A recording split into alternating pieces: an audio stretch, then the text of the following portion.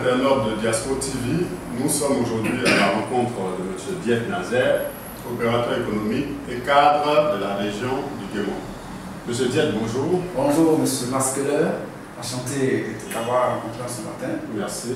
Comment vas-tu? Ça va. Ça fait un bon bail, hein? Ça fait un bail, ouais. Je vais vous laisser vous présenter. Ok, merci. Bonjour chers internautes de Diaspora TV. Je suis Diep Nazer, mon désir, opérateur économique, comme vient de le dire Masqueleur, opérateur économique, homme politique, leader d'opinion, premier président de la jeunesse de l'USP, l'Union sociale du peuple de Côte d'Ivoire, premier secrétaire national chargé à l'organisation de la jeunesse de l'USP, président fondateur du mouvement ivoirien du mouvement des jeunes ivoiriens pour la réconciliation depuis 2004 et cadre de la région du Guémon, précisément du département de Bangolo. Et voici présenter M. Diep Nazer. Merci. On va parler de l'actualité politique à Côte d'Ivoire. Ok. Quelle lecture faites-vous de la gouvernance du président Alassane Ouattara depuis sa prise de pouvoir le 21 mai 2011? Ok. Merci, cher ami. Depuis l'élection présidentielle de 2010, comme vous l'avez constaté avec moi, notre pays, la Côte d'Ivoire, est tombé dans une tourmente pas possible jusqu'au 11 avril 2011, où le président Laurent Gbagbo a été arrêté, jusqu'au 21 mai, comme vous le dites, où le président Alassane Ouattara fait son investiture à Yamoussoukro. Le constat qui est fait est plus ou moins bon dans l'ensemble où aujourd'hui les canons ont cessé et que l'Ivoirien peut se retrouver, peut s'asseoir, peut entreprendre. Bon, parce que l'économie nationale a repris les index, nous le signifie. Et tout le monde sait que nous serons bientôt à 2 points de l'économie. Et là, je peux dire bon, mais moins parce que les objectifs ne sont pas encore atteints. Parce qu'un pays qui a été repris dans un chaos total a besoin aujourd'hui de beaucoup de choses pour que la cohésion soit vraie. Et je crois que c'est là encore se trouvent beaucoup de nos inquiétudes. Donc la lecture que je fais, je dis qu'encore il y a encore beaucoup à faire au côté économique, au côté politique surtout, où il doit y avoir des concessions pour que la réconciliation nationale ait lieu. Il faut que les rancœurs soient effacés des cœurs pour que les gens puissent se pardonner. Et là encore, cet effort, je pense que le gouvernement ou le pouvoir Ouattara piétine sur ce côté, piétine vraiment, parce qu'il y a encore des arrestations, il y a encore des gens qui sont condamnés sans jugement, il y a encore ce que lui-même il a appelé le rattrapage ethnique qui engraine vraiment la société nationale. Donc il y a toutes ces choses à régler pour que je puisse dire, ben voilà, sinon la peine est plus ou moins, voilà, il y a encore beaucoup à faire, mais je crois que il est sur la route. Il ne faut pas être sorcier en politique. Il faut être sorcier surtout, frère. Il est tout du pas sorcier. Quand quelqu'un fait quelque chose qui est bon, il faut le reconnaître. C'est vrai aujourd'hui, nous pleurons, nos parents, nos mamans, nos soeurs, dans les foyers, ça ne va pas, dans nos bas quartiers, les gens se lamentent. Mais pour qu'un pays devienne une véritable nation, il faut passer par là. Parce que quand on bâtit, on souffre effectivement. C'est quand tu commences à bâtir, quand tu commences à récolter les retombées que tu vas sourire. Donc les Ivoiriens souffrent que, en ce moment-là où le président Ouattara, je ne le soutiens pas, je ne suis pas ouattaraïste, je dis que je ne suis pas ouattaraïste, mais quand il fait quelque chose qui est bon, il faut le reconnaître. Aujourd'hui, le développement, on dit la route précède le développement.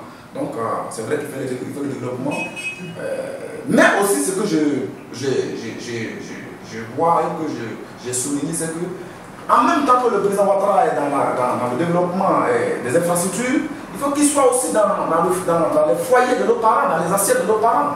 Parce qu'on ne peut pas construire seulement Un pays qui est sorti d'une crise où chacun a tout perdu, il faut donner l'opportunité d'avoir, de recevoir, de percevoir au moins quelque chose via le service social. Mais aujourd'hui, est-ce que la Côte d'Ivoire a un service social? Est-ce que la Côte d'Ivoire a un ministère social? Mais c'est des ministères qui existent de nom. Alors que des millions d'Ivoiriens meurent dans la famine, dans la faim. Donc il y a des choses à revoir. Il y a des choses à revoir. C'est vrai que c'est une économie, c'est quelqu'un qui a vraiment une mentalité occidentale. Mais en Occident aujourd'hui, tu ne peux pas voir des gens comme ça qui n'arrivent pas à manger. Alors qu'il a fait 23 ans de sa carrière dans la sphère occidentale et américaine. Donc il connaît les réalités. Et quand il prend un pays comme la Côte d'Ivoire et un pays africain, il doit se baser d'abord sur le social. Parce que les gens ici sont indigents. En Europe, les gens ne sont pas indigents, les gens mettent l'accent sur le social. Mais à plus fort dans un pays où les gens sont très indigents, on ne met pas l'accent sur le social. Et on construit. Non, mais quand la France, est sortie de la Deuxième Guerre mondiale, ils ne se sont pas mis à bâtir les infrastructures. Ils ont d'abord mis une politique sociale. Donc, faire une politique sociale. D'abord, quand cette politique sociale a commencé à prendre, ils ont commencé à faire le développement des infrastructures. Mais pourquoi pas le président va pas aussi faire ça? Donc voilà, pour ma part, ce que ma lecture que j'ai faite, c'est qu'il y a encore beaucoup à faire, il y a encore des efforts à faire. Mais dans l'ensemble, je peux dire que ça. Aujourd'hui, on parle de la coalition nationale pour le changement, qui en 2015, en tout cas aux prochaines élections présidentielles, sera l'adversaire de table du président Ouattara. Que pensez-vous de la CNC et de ses leaders? Merci, cher ami. Je crois que c'est la CNC, le CNC, la coalition. La CNC, bon. La CNC serait la bienvenue sur la scène politique ivoirienne. La CNC serait une vraie coalition qui pouvait challenger un peu le pouvoir en place. En même temps que la CNC pourrait être ce vrai challenger, mais aujourd'hui, ce que nous voyons, moi, à ma lecture, comme je le dis, j'étais hier avec un de vos confrères. Je lui ai fait une interview en 2012. Je suis revenu sur ça hier. J'avais dit ça. À tel que je vais dire ça, non. La Côte d'Ivoire a besoin d'une opposition forte. Une opposition accréditée par le peuple. Une opposition basée dans le. qui prend ses bases dans le peuple. Mais ce n'est pas parce qu'on est technocrate qu'on peut se prétendre être opposant et penser qu'on peut diriger les Ivoiriens. On peut être technocrate et ne pas être un politicien. Vous comprenez? On peut être technocrate et ne pas être politicien. Mais quand on est technocrate et n'est pas politicien, on apprend. On ne vient pas un coup et puis se jeter. Mais quand tu vois, moi je pense que c'est pérenniser le pouvoir Ouattara. Ce que vous voyez que vous avez une coalition là. Moi je dis c'est pérenniser le pouvoir Ouattara. Parce que quand je pèse les leaders même, je prends chacun. Je ne dénigre personne. Mais sur le plan politique, nous sommes tous des Ivoiriens. Qu'on soit sérieux. Je pèse chacun. Je prends le cas Manu Koulibaly. Voilà un doyen. Quelqu'un qui est très bien. Qui est très bien politiquement et économiquement. Mais qui n'a aucune base politique. Mais sur quoi s'appuierait-il pour pouvoir prendre le pouvoir en Côte d'Ivoire? Quand tu n'as pas de base politique, mais quand bien même qu'on parle pas de géopolitique, on parle d'une politique nationale, mais en politique, il y a forcément la géopolitique. On dit de qui est-il fils? Vous comprenez? Il n'a aucune base. Il est nordiste, il n'a aucune base au nord.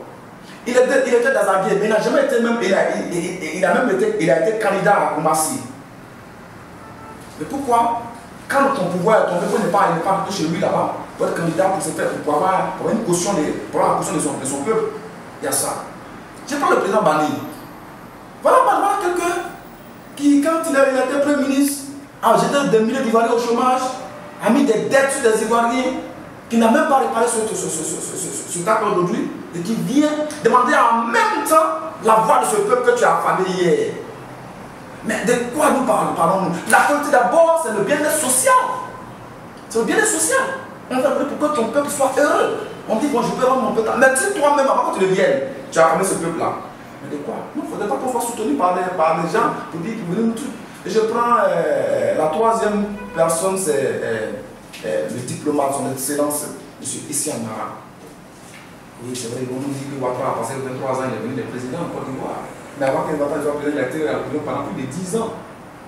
Pendant plus de 10 ans. Mais toi, Issa Mara, c'est pas parce que tu connais le monde que tu vas. Mais ici en Côte d'Ivoire, quel est chez toi?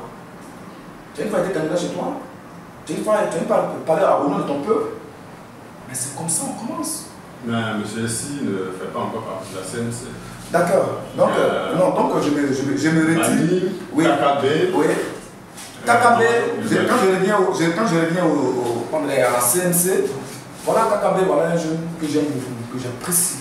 Je dis jeune, c'est un aîné, mais je l'apprécie. J'apprécie son courage. Si j'aurais été à sa place, la même chose, j'allais faire. Mais il faut encore apprendre. Il a encore le temps devant lui.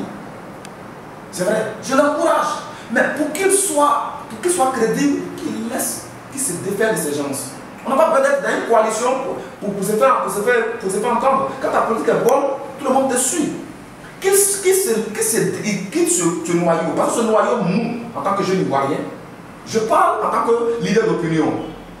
Parce que non seulement le président Bani, on lui a confié la réconciliation des Ivoiriens, qui se sont entretués, il y a eu plus de 3000 morts. Il n'a pas pu les réconcilier. Ils sont partis de la part du gâteau parce qu'il était avec les Ouattara. Ils sont partis de la part du gâteau entre eux. Quand il a pris sa part, il s'est retiré. Mais ce n'est pas normal. Alors, je suis un jeune comme nous, prendre l'initiative d'aller aux élections, de porter la voix des jeunes, de porter la voix des sans-voix. Mais moi, je l'encourage. Je l'encourage. J'ai déjà eu plusieurs entretiens avec lui. Je lui ai dit que je me réserve encore, que je le regarde faire. Mais il serait mieux qu'il s'adosse à la jeunesse dont il est issu que de se coller à ces vieillards-là. C'est ceux-là que nous on ne veut pas. Parce que la génération va passer. Mais il ne faudrait pas qu'ils soient compris de cette génération-là. Donc, pour la CNC et tous les autres leaders, vous savez, c'est des leaders.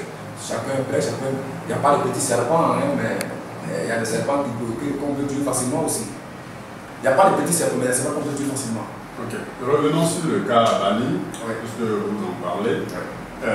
La commission dialogue, vérité et réconciliation, pour vous, elle a échoué ou elle a atteint ses objectifs avant de passer le flambeau à la nouvelle structure? La commission vérité et réconciliation a été, je le dis, haut et fort, un échec. Un échec pourquoi? Par manque de courage du président Bani. Bani n'a pas été courageux.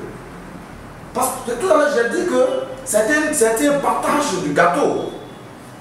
Bani il est RHDP. Donc quand ils ont tous fait leur coup, quand ils ont tous balayé les socialistes, chacun devait prendre sa part du gâteau. Et quand Bani a pris sa part du gâteau, il s'est cherché, il a donné d'eau. Sinon, pour réconcilier les Ivoiriens, c'était pas comme ça. Mais moi j'ai dit j'ai proposé à Bani en 2012 que s'il devait avoir le lancement des activités de la commission, c'était à Djoko et dans le Guémon. Pourquoi? Parce qu'il y a eu 800 morts, ce qui nous a été révélé. Mais il y a eu au-delà de ça à Djoko. C'est une ville qui est une ville fantôme. Mais on réconcilie qui? Des gens qui sont vainqueurs, qui sont là, qui sont derrière, on réconcilie qui? Mais ce sont les troupes foncées qu'on réconcilie. Mais ceux-là, ils sont où? Ils sont à Djoko, ils sont à Bobo, ils sont à Yopougon, ils sont à Kwibli, à Bangolo, à Bama et consorts, dans les zones de guerre, à Boaké. C'est pas Abidjan. Et d'ailleurs, tu es le président tu as été nommé président pour réconcilier. Tu diriges une commission qui doit réconcilier. Mais même quand tu dois réconcilier, si on prend des gens, pour les escalader à la haine. Alors, mais tu réconcilies qui? C'est devant Bani que Blaise Goudi a été pris ici, a été escalé à la haine. Mais quelle a été la réaction de Bani? Est-ce qu'il a démissionné? Moi, tu m'as nommé, tu m'as confié une tâche. Tu dis, bon, ce qui est passé est passé, qu'on se pardonne. Voilà, et je te mets là pour que tu le réconcilies. Mais en même temps, si tu me mets là, et puis bon, quand tu prends ce commande, quand tu les envoies à la haine en prison, mais je réconcilie qui? Mais je prends mon courage, je rends démission. Et le Bani rend démission. Mais Bani s'est soucié de son père, non pas des Ivoiriens. Mais que les Ivoiriens le sachent, et qu'ils le savent que ces gens-là ne peuvent pas les envoyer quelque part. Non, pas parce que Bakwa là, il faut une opposition, parce que Bakwa en prison, et qu'il faut une opposition qu'on va prendre des gens, je les appelle des feuilles mortes. On est devant les Ivoiriens. Bani, moi si les devant, je le dis. Il va rendre démission au moment où déjà il était abbaye. C'est pas lui qui avait venu abbaye en Côte d'Ivoire. Il était en exil, mais abbaye en prison aujourd'hui. Il est président de la commission de réconciliation et vérité. Qu'est-ce qu'il a dit? Hein? C'est pas le temps qu'il a compris pourquoi on parle de son jugement maintenant. Donc pour moi, c'était un échec. C'était un échec total. Mais toi, de toi à moi, frangin, il a banni à réconcilier qui? Non, de vous à moi, cher internaute, banni à réconcilier quel Ivoirien? Non, ils ont facturé sur le dos du contribuable, ils ont fait des facturations, ils sont partagés de l'argent. Nous, on paye l'impôt, ils bouffent l'argent du contribuable ivoirien, c'est le partage. Et puis ils se moquent de nous. C'est pas une politique. Tu vois, c'est pas une politique. Mais aujourd'hui, quel est l'état réel de la réconciliation nationale en Côte d'Ivoire? Est-ce que vous avez des solutions pour une véritable réconciliation des Ivoiriens? Merci, cher frère. Et quand je reviens encore à notre déclaration du 28 juillet 2004, nous avons demandé, quand on était encore aux heures chaudes de la guerre, nous avons demandé que la Côte d'Ivoire aille voir en son temps le vieux Mandela pour prendre conseil auprès de lui, pour qu'il nous explique le modèle de réconciliation que s'est donné les Sud-Africains pour aujourd'hui être ensemble. Et quand nous avons fait cette déclaration, le 28 juillet, les gens sont sortis. Ils sont allés au lieu de vendre, ils sont allés voir Thabo Mbeki. C'est de là qu'est parti l'accord qui a fait de Ouattara candidat au présidentiel, de candidat exceptionnel. Tu comprends? Quand les présidents sont allés là-bas, ils ne se sont pas souciés de la représentation des Ivoiriens, mais ils se sont encore souciés de eux-mêmes leur partage. Ils sont partagés de l'autre, soit les candidats, ils sont partagés le gâteau là-bas. Mais pourquoi les Ivoiriens se réconcilient? C'est simple. C'est simple. Le gouvernement doit faire la part de tout un chacun. On ne peut pas avoir de lésés. Tous les secteurs doivent être ouverts à tout le monde. Accessibles à tout le monde. On n'a pas parlé de rattrapage ethnique. On ne doit pas mettre des gens en prison. Mais quand on pardonne, le pardon, c'est quoi? Qu'est-ce que les gens appellent pardonner? Moi, je ne peux pas comprendre qu'on me dise j'ai pardonné, mais je n'ai pas oublié. Frère, c'est quelqu'un te dit ça, c'est qu'il ne t'a pas pardonné. Parce que le vrai pardon, c'est celui qui oublie. Mais quand tu oublies la rancœur, tu pardonnes, tu n'as plus de. Tu ne te soucies de rien. Mais le pouvoir Ouattara n'a pas pardonné. Je pense que le pouvoir Ouattara, le RDR, je le précise, n'a pas pardonné encore aux Ivoiriens, aux socialistes. Parce qu'ils avaient pardonné, il n'est pas avoir des prisonniers. Il ne peut pas avoir des prisonniers. Tu comprends? C'est libérer tout le monde. Il va venir dans des sites pour libérer tout le monde. Tu comprends? Mais ça n'a pas été fait. Les gens continuent d'aller en prison. Même la c'est déplorable, il n'y a pas de réconciliation encore. Ce que nous demandons aux Ivoiriens et au président Ouattara et son gouvernement, c'est de jeter des bases réelles de réconciliation. Tu comprends? Les gens n'ont pas besoin d'argent pour se réconcilier. Les gens ont besoin de la sincérité pour se réconcilier. Mais on ne peut pas se réconcilier tant que des gens sont en armes encore dans nos pays, dans nos campements, dans nos villes, dans nos villages. On ne peut pas se réconcilier quand des gens encore coupent des routes et puis quand tu as un vélo que tu dois payer pour que ton vélo passe un barrage en Côte d'Ivoire. Mais de quelle réconciliation parlons-nous? Qui s'est réconcilié avec qui? Ou d'autres ont des armes en main. Quand tu passes avec ton vélo dans ton propre village, tu dois payer de l'argent. Quand tu ne payes pas de l'argent, on va t'arrêter en prenant ton vélo. Et ceux-là, ils portent des tenues d'un pouvoir, mais avec qui on s'est réconcilié? Soyons réalistes.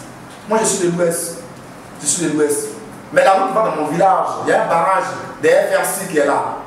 Et quand tu dois passer, tu dois payer ton vélo, tu dois payer 200 francs. Si tu as une route, tu dois payer 1000 francs.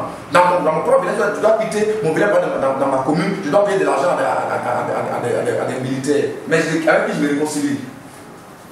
Avec qui? Et ces militaires sont à la côte d'un pouvoir. C'est ce pouvoir, c'est d'être là, leur place dans les casernes. La place des militaires, c'est dans les casernes, c'est pas dans les sud des barrages. Et puis, de quelle réconciliation parlons-nous?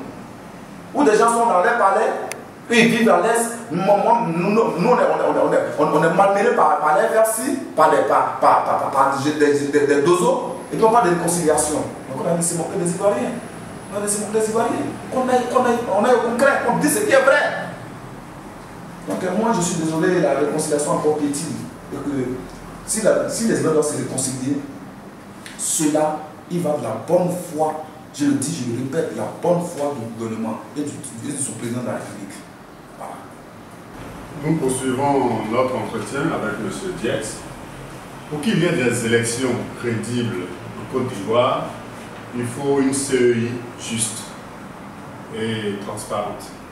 Aujourd'hui, M. Diet, que pensez-vous du fonctionnement de la CEI actuelle et des nouvelles opérations de recensement sur les listes électorales?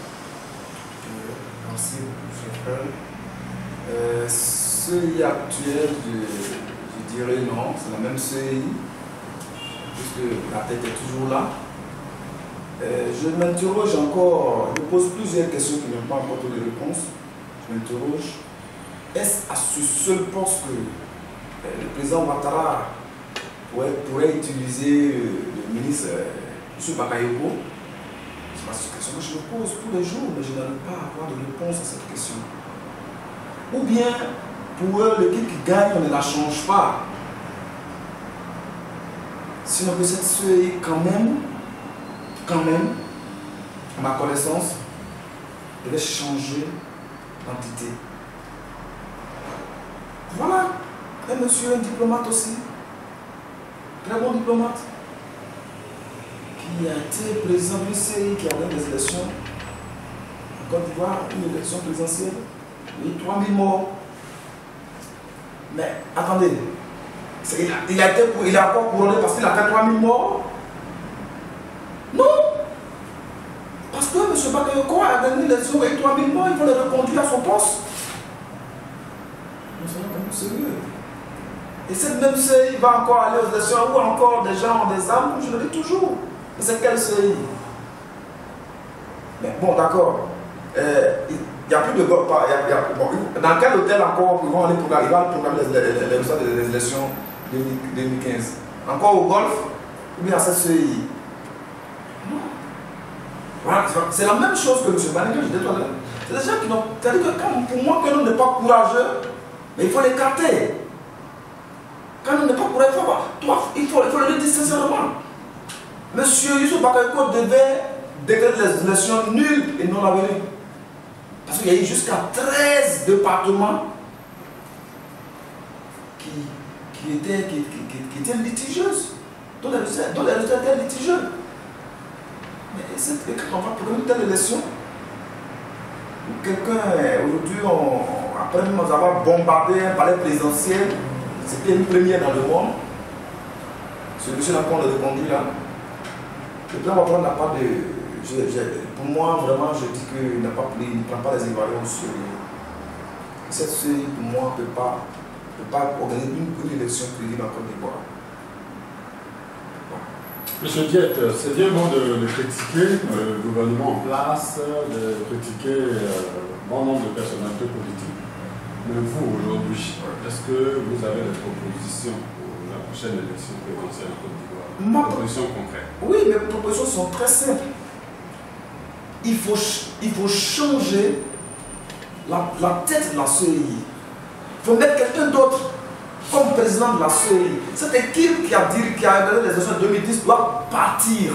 Et une nouvelle équipe doit venir. Et quand on va aux élections, c'est les candidats qui vont aux élections. Pas forcément être un parti politique pour avoir un représentant à la CEI. Vous comprenez? Donc il faut inclure tout le monde. Mais d'abord, le gâteau est taillé. La chose est taillée déjà. Celui qui vient de devenir candidat pour dire qu'il n'a pas de parti, qui n'a aucun représentant à la CEI, quel est son sort? Sachant que cette CEI n'est pas une CEI qui organise des bonnes élections surtout. Donc ma proposition, c'est de changer la tête de la CEI. Carrément. Même M. Bakayoko, vous savez que les PDCI, c'est leur coalition qui est au pouvoir. On le trouve un poste ailleurs, pas à la CEI. Vous comprenez? Et puis encore, il faut inclure tous les candidats, tous les partis politiques légalement enregistrés au sein de la CEI aussi. Et même carrément même, comme en Côte d'Ivoire et comme même dans le monde, il n'y a pas d'homme neutre, mais ceux qui vont faire preuve d'honnêteté, on peut confier à ceux-là, je ne donne pas de nom, on peut confier à ceux-là la nouvelle CEI. Et on sait qu'il y a des gens comme ça ici. Donc moi, proposition concrète, c'est de changer l'équipe dirigeante de la CEI d'abord. remettre de nouvelles bases à une nouvelle CI capable d'aller des élections libres, transparentes et équitables aux Ivoiriens. Voilà ce que je pourrais proposer. Ok, merci M. Diep. Maintenant, pour ne pas te faire prendre de temps, quant aux opérations récentes, on arrive à la liste électorale, je ne sais pas, c'est plus la bonne chose. Vous comprenez? Mais comme un pays où il y a eu des morts, où il y a eu la guerre, les gens sont morts, il y a eu des déplacés, des millions de déplacés. On fait la réunion des listes électorales pendant une élection en un mois. Mais attendez, de quoi est-ce que vous parlez? Non! Ou bien, non, parce qu'il y avait une liste en attente. Il y avait une liste de près de 3 000 personnes, 3 millions de personnes qui étaient en attente, qui était une liste frauduleuse. Ou bien c'est cette liste-là qui veulent intégrer, pourquoi ils parlent de révision, ou bien c'est des Ivoiriens qui veulent réviser. Si on fait la réunion de la liste électorale, on a un temps. On fait ça sur 2-3 mois. 2-3 mois. 2-3 mois, pour que tous ces Ivoiriens qui sont à l'étranger, qui voudraient bien décider pour leur pays, viennent s'inscrire, se faire recenser aussi. Parce qu'il y a encore des gens qui sont en exil, il y a encore des gens qui sont des réfugiés, qui sont des réfugiés dans des camps, ils sont dans des camps de réfugiés. Dernièrement, qui n'ont même pas encore retrouvé leur propre maison. Vous parlez de leurs pièces. Mais on fait ça en un mois. Et un mois, ça, il y a des jours, c'est même pas un mois. Il y a des jours où ils ne travaillent pas, ils ont des jours de repos. Non, c'est pas 30 jours. Mais alors, soyons sérieux, prenons les Ivoiriens au sérieux. Mais s'ils veulent faire, s'ils veulent permettre leur pouvoir, s'ils sont fatigués, ils vont décider, on verra. C'est tout. Monsieur Dietz, oui, nous allons ramener la Côte d'Ivoire à la région du Bénin, dont vous êtes originaire. Et donc nous saluons le président, M. Évariste Niambli, au passage. Est-ce que cette région du Bénin, est-ce que le fonctionnement de cette région du Bénin vaut siècle? Ok, la région du Bénin est un vaste territoire à l'ouest de la Côte d'Ivoire. C'est d'ailleurs la plus grande des régions, vu sa superficie, vu ses frontières naturelles. Et voilà une région qui a tellement d'atouts pour un développement nettement mieux, et dont les populations sont encore dans la précarité. Et cela d'abord par la faute de ses leaders politiques et par le manque de volonté politique de l'État ivoirien. Parce que c'est l'État qui distribue les biens. Si l'État ne fait pas une bonne distribution, il y a aussi des régions comme la nôtre qui sont lésées. Par la faute de ses propres fils qui font une politique de sorcières, comme je peux le dire, ils se marchent les pieds. Au lieu de chercher à développer leur région, au lieu de chercher à porter leur région au plus haut niveau, et ils se marchent par-dessus. Donc, cette région encore a besoin de beaucoup de choses, a besoin d'hommes charismatiques, d'hommes politiques charismatiques, d'hommes économiques charismatiques, d'hommes sociaux charismatiques. Vous comprenez? Et c'est une région qui a besoin de beaucoup de social aussi. C'est une région qui sort de la guerre. Vous savez, moi je crois quelques années en arrière, on en a parlé. Nous étions de cette jeunesse qui avait demandé à Laurent Gbagbo de décréter l'Ouest comme une zone sinistrée à son temps. Ce qu'il avait refusé, ce qui nous a mis en colère jusqu'à aujourd'hui. L'Ouest a besoin d'un plan Marshall. L'Ouest de la Côte d'Ivoire, en particulier la région du Guémon, a besoin d'un plan Marshall pour son développement. Parce que cette région est une région qui donne l'hospitalité aujourd'hui, l'a mis dans des problèmes. Une région très hospitalière. Mais son hospitalité aujourd'hui lui a créé des désagréments qu'elle-même, elle ne peut même pas contenir, elle ne peut plus contenir. Donc qu'est-ce qu'il faut faire pour ces peuples-là? Pour que ces peuples-là acceptent et aient la réconciliation nationale. Mais il faut un plan Marshall. Aussi, je demande aux leaders, comme vous l'avez dit tout à l'heure, le grand frère Évariste Niambli, c'est quelqu'un que j'admire beaucoup par son courage, surtout comme j'ai dit tout à l'heure pour Kakabé, que j'admire par son courage, c'est quelqu'un qui ose, mais il doit encore aller au-delà il doit se soucier plus de sa population. Parce que ces hommes politiques dont il est issu, avec qui il est aujourd'hui, s'il est en complicité avec sa population, ceux-là ne pourront rien contre lui, il deviendra fort devant ceux-là.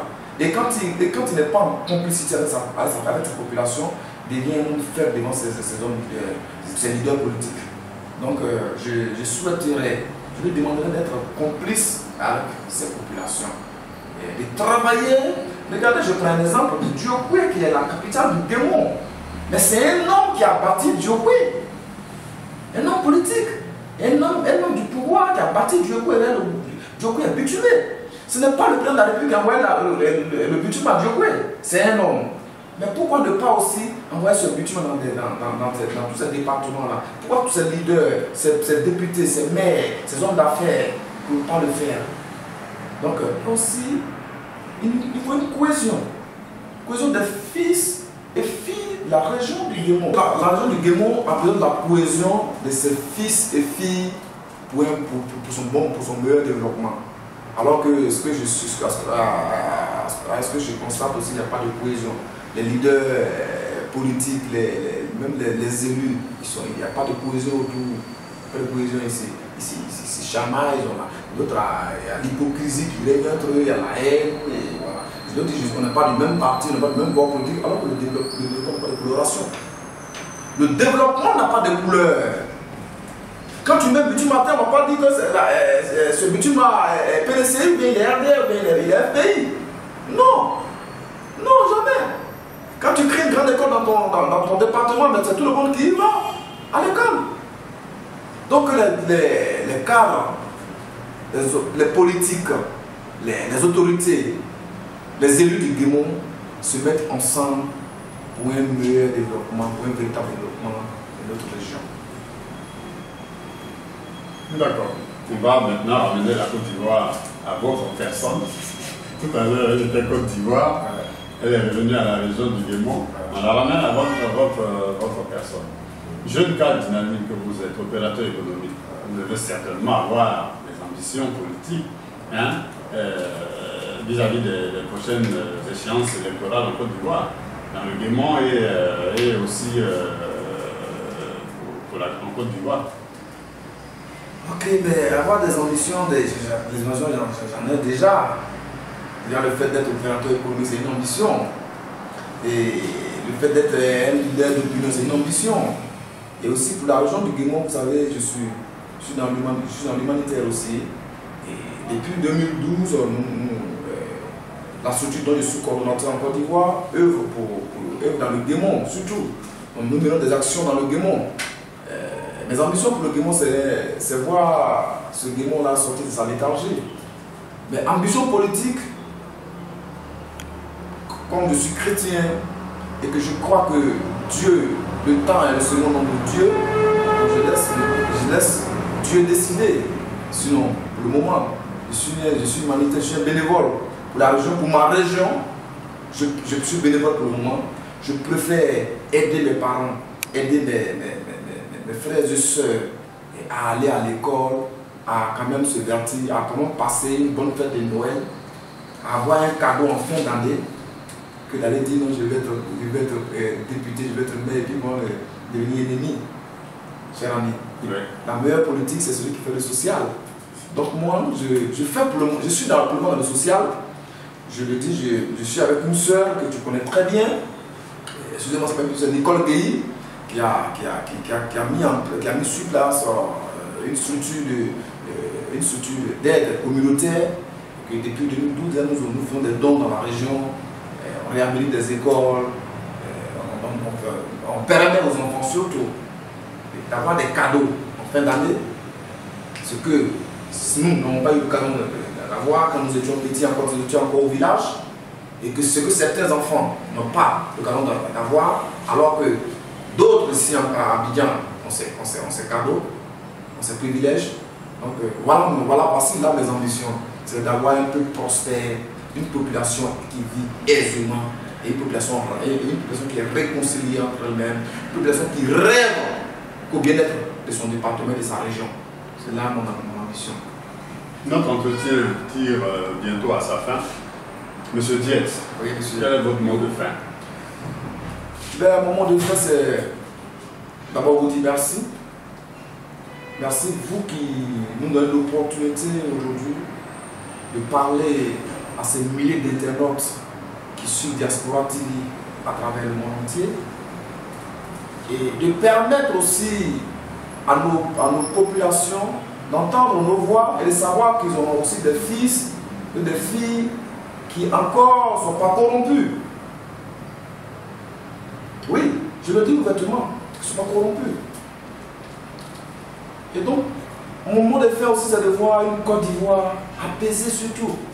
Parce que je suis dans les affaires, mais un pays qui a apaisé, ce pays-là peut donner l'opportunité d'entreprendre la réconciliation vraie. J'interpelle surtout le président de la République, mon père. Je l'aime bien, je le dis, sans de tout, je suis de l'Ouest, ça étonne souvent mes amis.